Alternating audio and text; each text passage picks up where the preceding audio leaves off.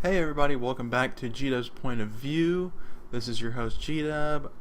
We are back for day 18 of the G1 Climax, also known as the B Block Finals. What an incredible show. I actually did end up watching a couple of the tag matches, which were the Young Bucks and Marty Scurll tag match against Jay White, Show, and Yo. Of course, it was a fun tag match. The story going into it, really, the Young Bucks and Marty were not part of it. It was the fact that Jay had told Rocky, as if you're listening to the English commentary, that he was going to be more of a team player. And then, at one point towards the end of the match, Jay and Yo are working together, and Jay is holding Marty, and Marty ducks an attack from Yo. Yo hits Jay. Jay gets really offended, and is like, I thought we were a team, and just gets all pissed off, and so there ends up being reversals that happen about 45 seconds later, and Yo gets locked in the chicken wing. Show tries to come in for the save, and then Matt and Nick hook him into the cease and desist, which is the sharpshooter cross arm or the sharpshooter face lock combination submission, and then Jay has a chance to come break it up, and then just walks off, and Yo taps out for Marty to get the win. So of course that was the main story of that tag match, which I thought was fun. At first I thought Jay was kind of going to start actually being a team player, but of course it fits his character to do that and then get attacked and get all personally offended and not want to help out anymore. But yeah, so that was a good tag. And then I just watched the ending of the Tanahashi and Okada tag, which had Honma teaming with Tanahashi, and to see the ending and the crowd chanting for a guy that 18 months ago, I guess it'd be a little under 18 months ago, he thought he might never walk again, and he's out there wrestling and having a good time and wrestling at Budokan of all places. So and the emotion on his face just to see it was incredible to see. Whatever you think about the guy, it was incredible to see. But yeah, going right into the action, I actually did catch the last 3 matches of block action live. It was the first show of the entire G1 tournament that I've caught live, at least part of it, and I do plan on watching the entire final night tonight live. I think it's going to be too good of a show. But the first match was Toru Yano versus Tama Tonga. I thought this was a fun match. Of course, it starts with Yano coming out, and he wants to get Tonga Loa kicked out immediately. He wants him ejected, and the ref's like, yeah, that's a good point. So he kicks Tonga Loa out.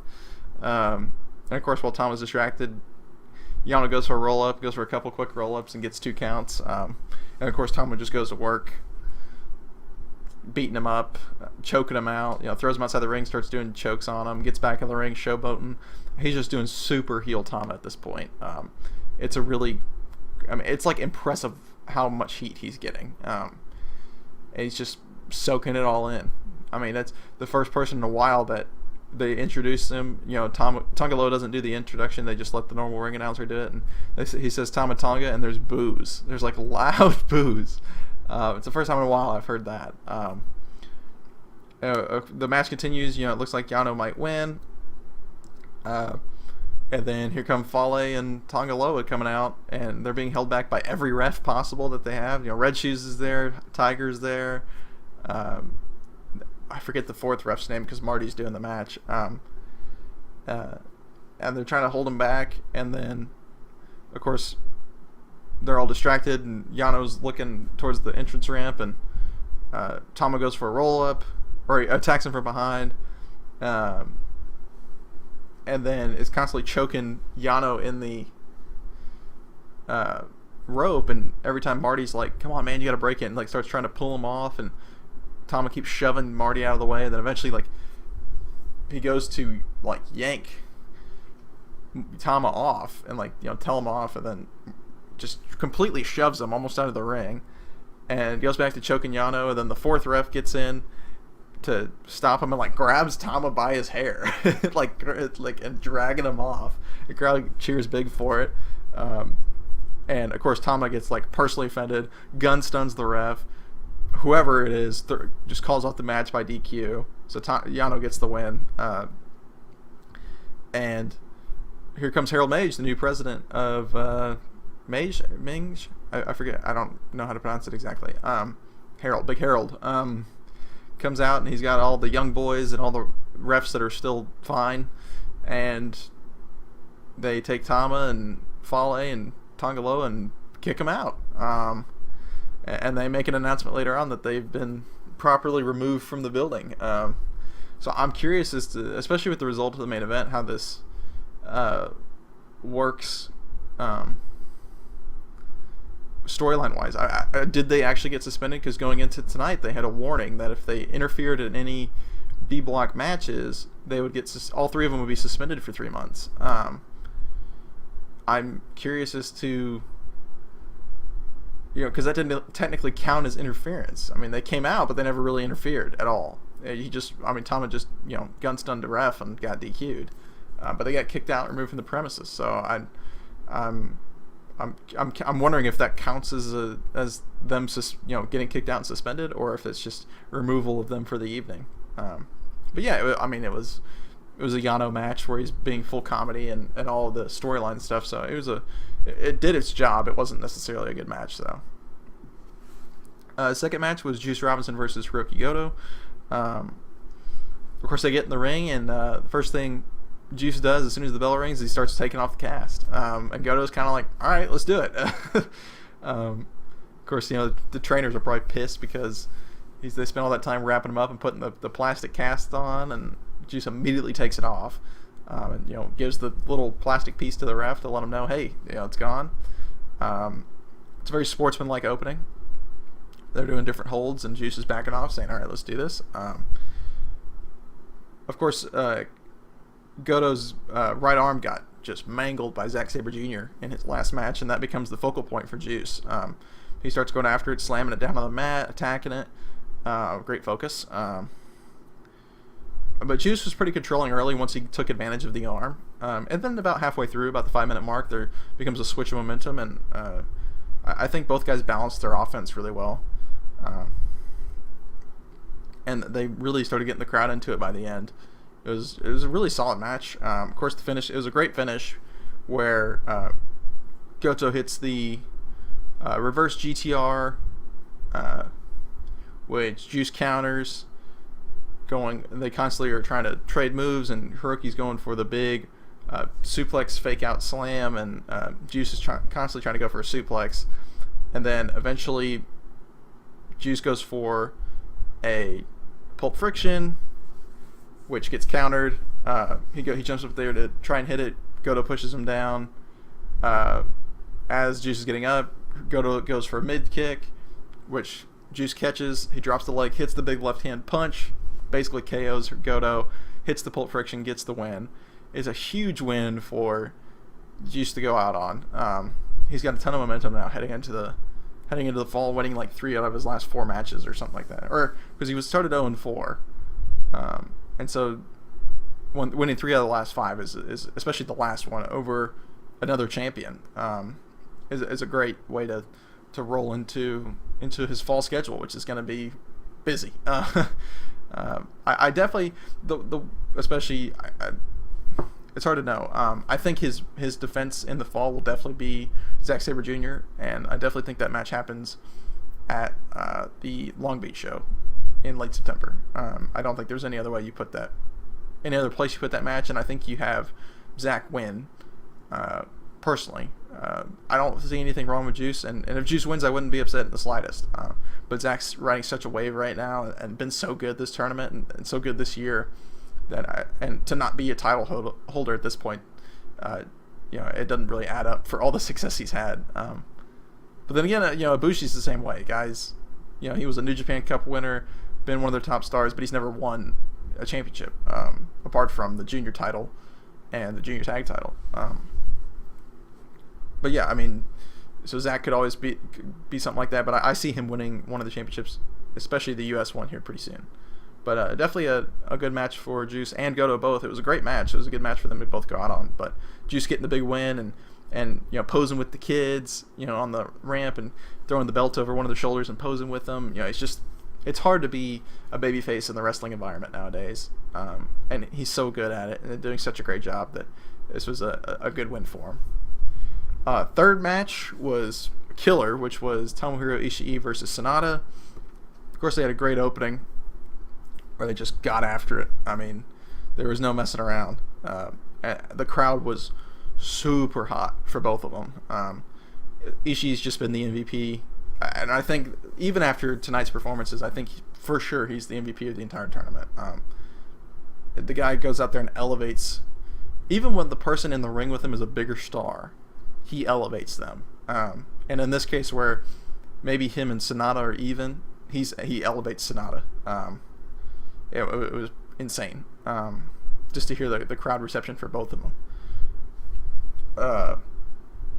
Of course, there's one point in the match actually decently early where Sonata kind of locks in a basic choke, like a basic headlock choke, and they take it to the ground. And I mean, he's got it locked in for a solid minute, and Ishii sells that for the rest of the match.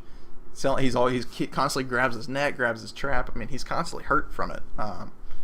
And I actually don't think I've seen something as simple as just like a chokehold, a headlock chokehold, be sold that well. Which is just credit to Ishii, because Ishii is the best seller in the company for sure. And I thought it was just a great addition to the match. Of course, the entire match was just fantastic sequences and trades.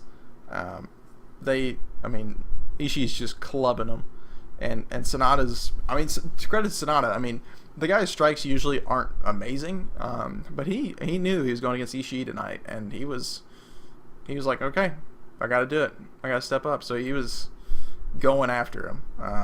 He had the big overhand chops, going for the big strikes. I mean, he was doing the full deal. So to see them actually have effective trades and effective sequences was really fun. And the finish was just awesome. The last 2 minutes are incredible. Ishii essentially passes out from the skull end, and Sonata goes for the moonsault, misses. There comes a few sequences and then he has the skull end locked in again, or he's going for the skull end, and Ishii counters to hit the vertical brainbuster for the win. And it's a huge win for Ishii to go out on. He has 3 title matches earned. He goes out on a win, has 10 points. He had just MVP of the tournament for sure. And Sonata had a great tournament as well. And he has the potential to have a great fall, which I'll get to later. But he also has a win, I think over a title holder or two. So he has potential to have a really good fall as well. But it was a great match. It's just, I definitely must watch. It's 17 minutes on the dot. And just to see where both of these guys who have had great tournaments finish with a great match against one another is a good sign. Semifinal match was Tetsuya Naito versus Zack Sabre Jr. Of course, the implications of this match is Naito, this is a must-win match for him to stay in the tournament. And Zack is trying to prove something. And his whole thing is he wants to ruin Naito's tournament for him. He wants to be the guy that takes him out. I think that's actually a really cool message, because sometimes these must-win matches, it's must-win for one guy, and the other one, what reason do they give apart from just competitive spirit? But Zack being the douchebag is like, I know this is must-win for you, and I want, and we're not rival. I mean, we're not. We're an opposing faction, sure, but we're both heel factions technically. We're not feuding over a belt. I just want to be the guy that beats you, so you don't make it. And that really is like a testament to his character as well. That's kind of his character, to be just the asshole that ruins things for everybody. Of course, the start of the match was great with Zack just constantly being frustrated by Naito's mind games and shit, and he's always kicking the rail, and Michinoku's over there like telling him to calm down. Also a really fun spot early was Naito goes for the he does the tranquilo roll into the pose, and he does the 2 chest pumps and then lifts his arm up, and Zack flies in and locks in an arm bar as soon as he does it. I thought that was great. It really adds to the dynamic between the two. But yeah, I mean, the first few minutes is Naito just being bent in every direction. I think Zack blocked in 20 different holds on him, at least, if not more. It was impressive. these guys are they're really good together. I don't know what it is, but both this match and their New Japan Cup match are phenomenal. I think it has to do with how smooth of a wrestler Naito is and how smooth of a wrestler Zack Sabre Jr. is, because with Zack it's all grappling transitions, and with Naito being as smooth of a wrestler he can easily feed into those transitions and make it look realistic and make it go off without a hitch. And so I think that really adds to they have a smoothness to their matches that many other people can't get. And so it just makes for the actual experience really good. This was a hot crowd, of course. Naito's the fan favorite. It's no secret. You could tell that crowd was deafening when his music hit. And this crowd just kept getting hotter as the match went on. It was pretty insane. But yeah, it was. I mean, of course, he hits it comes down to the end, and Naito hits a running Destino, and as you know, the course of the tournament has shown that usually doesn't get the pin, so he doesn't even go for a pin. He's like, all right, I gotta do the full wind up, and he goes for it. Zack counters, and actually, for the first time of the tournament, hits the Zack driver, which is something he teased in.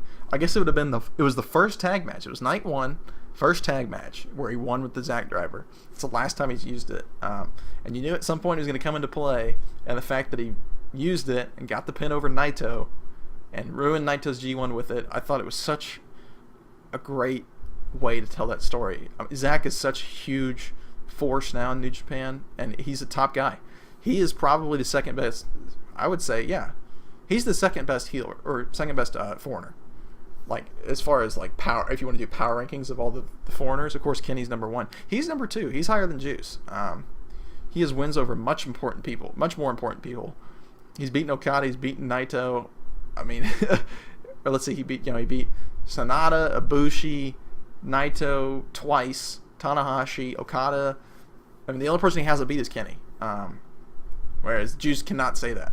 So Zack is definitely the number 2 gaijin in the company right now. And so for him to get the win with his big new power move and ruin Naito's chances was pretty awesome. The crowd is just in shock. The match itself is fantastic though, so please seek it out. And with that, I mean, Naito's officially out of the tournament, so it all comes down to the main event, which of course, the match that has been 6 years in the making of Kenny Omega versus Kota Ibushi in the same building they had their last match in. Of course, the crowd is just unreal. This is the match that sold out the building for this night and for the final night, because they didn't sell out night 1. This is the match that sold it out, and I think it was every bit worth it. Of course, this is the reason I watched it live. I wanted to watch this match live. The opening's fantastic. Of course, both guys come out separately. Kenny's got the new gear on. The Young Bucks come out, and Matt's in Kenny's corner and Nick's in a neutral corner to show, like, hey, we love both of you guys. We're here for both of you. The opening, of course, they do grappling sequence, but the opening's emotion. I mean, it's just emotional. You can feel the tension of these guys. Essentially, they're going to give each other their all, which means they're going to try and kill each other. But they respect each other too much not to give that all. And it's just the match flows so easily. The intensity just grew every minute. The intensity just got bigger and bigger and increased constantly. Early on, I mean, the first 7 minutes, this is a 23-minute match. First 7 minutes is all Kenny. Well, actually, first 2 minutes is them trading, and then Kenny gets the advantage. I mean, Kenny's on offense for the next 6 minutes. I mean, Ibushi gets nothing in. And then, of course, at one point, and Ibushi just constantly getting worn down, and then Kenny goes up to the top, and Ibushi hits a backflip kick, which knocks Kenny off the top turnbuckle, knocks him down, and Ibushi hits a picture-perfect golden triangle moonsault and gets the momentum back. But the sequences throughout this match are unreal, and the stuff they're willing to do to each other is crazy. Of course, when Kenny's on offense there in the first few minutes, he hits that package. I don't even know what it's called. It's the front like tombstone, but then he hooks the legs over. He hits that on the apron on Ibushi. At one point in the middle of the match, he has Kota up for the one-winged angel. Kota tries to counter with a reverse Hurricane Rana, which Kenny leans forward and stops the momentum. So Kota's just hanging there. And, I was watching that, and I'm like, okay, he'll sling him forward and do like a facebuster, like a reverse Alabama slam. It'll be hard. So, of course, they don't do that. And what they do is Kenny hits him with essentially a reverse rite of passage where Kota's just hanging there, and Kenny goes, okay, and drops straight to his knees. And of course, Ibushi's neck just lands right on the mat. The final 3 minutes are must-see wrestling if you're a wrestling fan. Wow. Of course, Kenny has the offense, and he's like, I got to put him away, and is going to go for a avalanche one-winged angel. Something he figures I don't think Ibushi can kick out of, because Ibushi is the only person on the planet that's actually kicked out of the one-winged angel. So he gets him up on the second ropes, going for it. They both get on the top. Kota gets enough offense in that Kenny's just kind of hanging there on the top. And then Kota steps on him and jumps up. Sorry about that, guys. But yeah, he eventually gets up on the top, steps up on Kenny, and then jumps off and hits a double stomp right onto Kenny's head. I thought he essentially dropped all of the weight possible right through Kenny's neck. I don't know how his neck withstood that. Also, at one point during the match, I think the most insane spot of the entire night was Kenny's on the ground, and Kota did his strike spots, and the big kick that knocks Kenny down, and then he goes for the moonsault. Instead of the normal moonsault, he tucks his knees, and the point of his knees land right in the middle of Kenny's sternum. And I don't know how in the world, number one, he could continue. And number two, I would not be surprised if he ends up with like a cracked sternum at this point. That is the most velocity I've ever seen someone hit and land on someone's sternum. And the whole crowd just gasped. But back to the finishing part, he hits the double stump off the top. Of course, Kenny's just out of it at that point. And then Ibushi's like, okay, got to step it up one more. And at this point, Kenny's already kicked out of Kamigoye. So Kota's like, I got to do more. So he goes up to the top, and they're at the top rope, locks in a tiger hold, and then hits a tiger driver. And it is probably the safest tiger driver I've ever seen, especially off the top. Hits a reverse, a jumping backwards tiger driver off the top. And they roll through enough to where Kenny lands on the top of his shoulders. So it's not a true tiger driver. It's more like a tiger bomb. But please, make it as safe as possible. These guys are going to try to kill each other.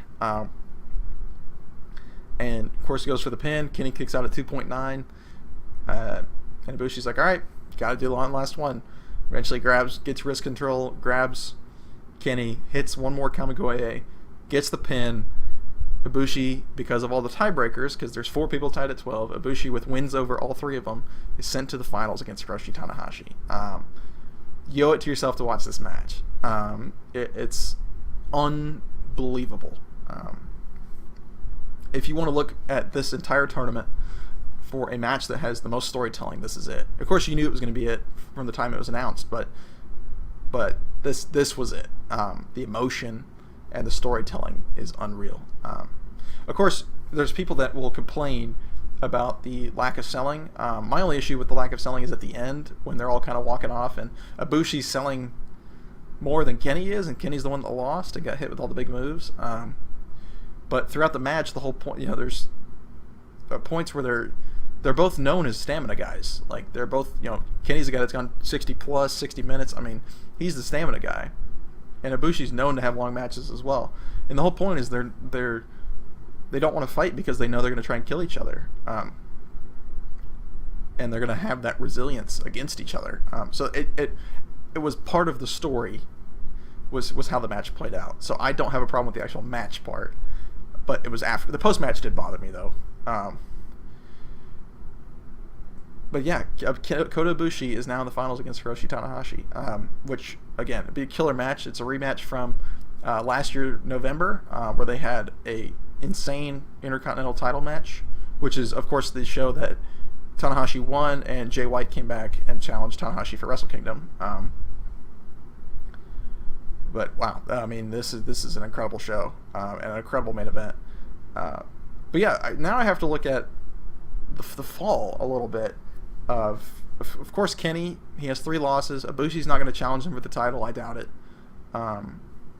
Because with Tanahashi and Ibushi in the finals, I personally see Ibushi winning that. I again will have no problem if you give Tanahashi that win. So either guy winning, I'm completely cool with. I think balancing your schedule, if you want to have the biggest draws and whatnot for the big show and all these fall shows, Ibushi wins. Because Ibushi with the briefcase, of course, he had 3 losses. He had 1 loss to Yano, who I don't think challenges for the briefcase. And of course, I don't think he challenges for the heavyweight title either. He lost to Tama, who at this point it might be suspended, so where you wouldn't even need him on any of the shows until World Tag League, which would be perfect. And his other loss is to Sonata. I would absolutely love to see that match, especially at like King of Pro Wrestling, or a Destruction show, or Power Struggle, or any one of those fall shows where the only briefcase match is Kota Ibushi versus Sonata again, where Sonata stole the win in his hometown last time, and Kota could get the win back. And to see those guys have a match on an even higher standard, where they're fighting for the chance to go to Wrestle Kingdom as opposed to just a G1 block match, I think would be phenomenal, especially in a bigger venue. If Tanahashi wins, of course, his only briefcase defense would be a great one against Jay White, which Jay would take it for sure, or he would take the match, but Tanahashi would probably win. But the only reason I see Ibushi over Tanahashi is because I think now Naito doesn't have he lost to both Kenny and Ibushi, so he doesn't have any way to get to the heavyweight title match at Wrestle Kingdom. Of course, Okada lost to Tanahashi, so he doesn't get a shot at the briefcase. Neither one of your Wrestle Kingdom 12 main event participants are going to be in the main event again, at least for the heavyweight title. I think balancing the schedule-wise, your main event for Wrestle Kingdom 13 is going to be Kenny Omega versus Kota Ibushi.